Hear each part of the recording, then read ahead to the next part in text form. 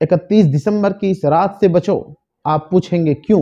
क्योंकि ये एक ऐसी रात है जिस रात में ऐसा कोई गुनाह नहीं जो ज़मीन पर न किया जाता हो। क्योंकि ये एक ऐसी रात है जिसमें हर बुरा से बुरा नशा किया जाता है।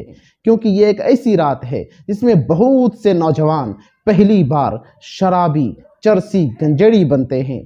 क्योंकि ये एक ऐसी रात है जिसमें बहुत सी लड़कियों की इज्जतों से खेला जाता है। क्योंकि ये एक ऐसी रात है जिसमें ईमान का सौदा किया जाता है।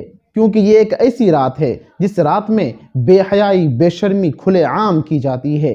क्योंकि ये एक ऐसी रात है जिस रात में ऐसा कोई गुनाह नहीं जिसे मज़हब इस्लाम ने हराम करार न दिया हो। लेकिन अफसोस की बात यह है कि आज भी बहुत से नौजवान इस रात को नया साल का जश्न मनाते हैं और हराम काम करते हैं। आखिर में बस इतना ही कहूँगा कि इस रात में जश्न मनाने से पहले एक बार अपनी कब्र की अंधेरी रात को ज़रूर याद करना।